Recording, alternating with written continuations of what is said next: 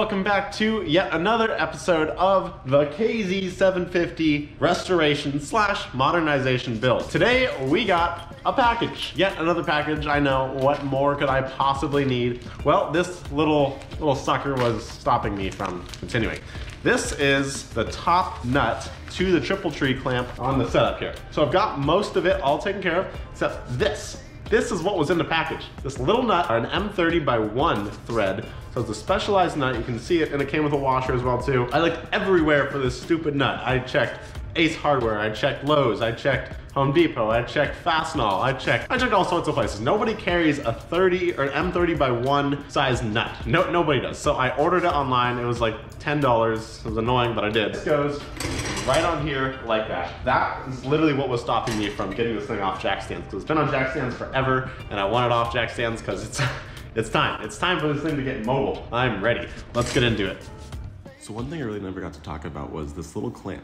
This little clamp at the end of my fork was held in by 2 bolts. Now one of the bolts was stripped and I was out of options on how to get it out. So I had to resort to welding a nut on it over and over and over again to get this little sucker out. And once I did, it was a substantial breakthrough because the clamp was in backwards and I wasn't able to put the wheel on properly. So enjoy this footage of me removing this silly little stuck nut. This nut, or this bolt right here, is L stucco. So I've been trying to weld a nut on, and I can tell you right now, based on this nut right there, it's not getting a good contact with the surface. I filled it with weld, so the hole is nice and flush, and then I've been welding the nuts on, but as you can see, I've gone through like, let's see, 1, 2, 5 nuts. I've gone through 5 nuts so far. So we need to find a different strategy because I am not having success here. Ladies and gentlemen, so we got it. Come look at this monstrosity of a weld. So I took a lag bolt and I welded the crap out of it. I thought the bolt was aluminum for a second, but it wasn't, and it finally got it. I went through like, what'd I do, like 7, 8 nuts? Yeah, I went through like a lot of nuts. But I started hammering this. We got it. You can still twist it, we're good. Ha! I don't know how that weld broke, look at that. The bolt is coming out. A good day. Now I feel good. Job well done. There's a stupid bolt. Okay, so now that I was able to take the bolt out, I was able to remove this collar. This collar you can see with the threads in it was inserted in backwards, and that made the wheel all funky. So hopefully this is the last time I have to take this thing off. I'm really getting tired of taking this thing on and off again. I do have the issue of the wheel going back and forth. So I'm gonna have to address that via some wheel spacers or the brakes holding it in, I'm not sure, but let's install this once and for all. I have a feeling I'm gonna have to take these things off again because I'm gonna need to make some sort of bump stop. How I'm gonna make a bump stop is a great question. We'll cross that bridge when we get there. I didn't even check if the tank would fit with this. That's the thing with trial and error though. You gotta try, make some error, trial and error. If you look in here, there's like a spot where they perfectly fit like that, but it's kind of loosely in there. I could put them like that. That's still not enough space though. So I don't quite know what to do with these things. So I'm gonna run them like that, just to be safe. I don't quite know, we'll see.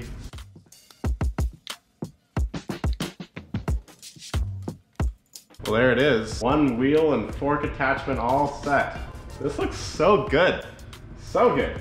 And it rolls just nice. Except we do have the issue of it being too small. I think the ZX6R wheel is a little bit bigger, which is unfortunate because I really don't want to have to buy a whole new rim and wheel and everything, but if I have to, I have to.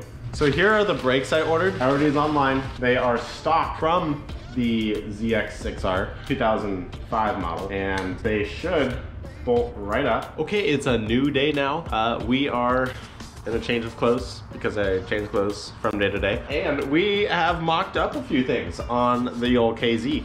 If you can take a quick peek, I have the handlebars all mocked up, and good Lord, goodness gracious, these just look so cool. I mocked up the fuel tank, I mocked up the seat just to see how it would look with everything, and oh my goodness, this bike is coming on so wonderfully. It's just nice. Anyway,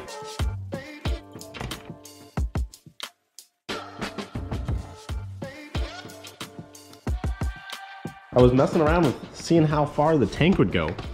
Now you can see it gets pretty close, and then actually the top of the handlebar mount hits prior to the actual fork hitting. My plan is to take this piece of metal right here, and I'm going to reuse these existing tabs. These were for the OEM bump stock on the ZX6R, and I'm going to weld a little tab right here somewhere with one of these sticking out, so that when the handlebar goes all the way over, it'll hit this piece of metal and it won't damage the tank. Also, it'll just be nice. So I'm thinking I'm gonna have to do two, unfortunately, one on each side because this isn't as thick. However, let me know in the comments down below if you guys can suggest anything better for a different bump stop. I think this should work okay. We'll see though. Let's get into it. You guys are gonna be so proud of me. Oh my God, I am just, my genius is just like flowing through my hair right now. This is insane.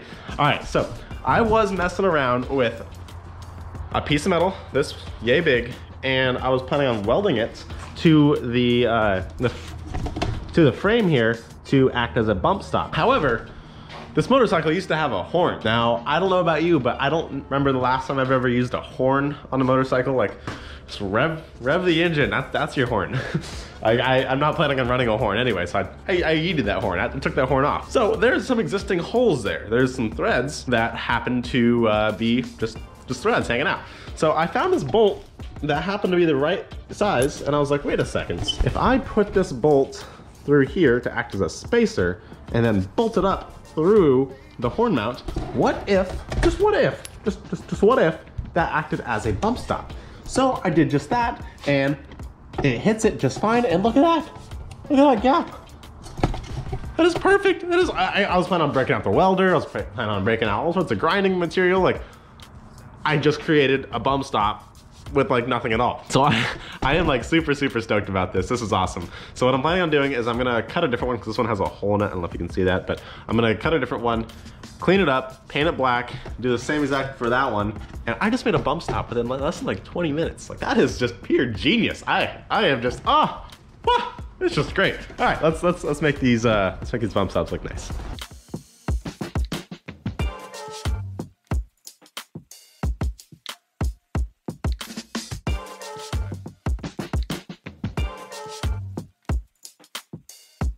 Okay, so I painted these nice and black. They're all primered and painted black. I took my time with these and actually they look nice because it's on the front of the bike and I want everything on the bike to look nice. So let's go ahead and throw the bolts in. Actually, that area is kind of dirty. I need to clean that first. Let's clean it up and then throw the bolts in, and then we'll have nice, clean, and precise bump stops. Okay, so I threw the bolts in like that. And we'll just thread it in. That's as good as gold. I am so proud of this. Okay, so that concludes this episode of Parsons Productions. The bump stops are officially done and they are wonderful. I do have one tiny little concern, is that they aren't quite far enough than I'd say OEM. So it's gonna be interesting making U-turns and sharp turns at low speeds. However, it should be okay. I mean, majority of the time you're going fast enough to lean side to side with the bike. That's how you turn a motorcycle. So we'll see. It should be okay. Anyway, that's all for today's episode. I hope you enjoyed another episode of Parsons Productions, and I'll catch you guys in the next installment of the KZ Modernization. Until then.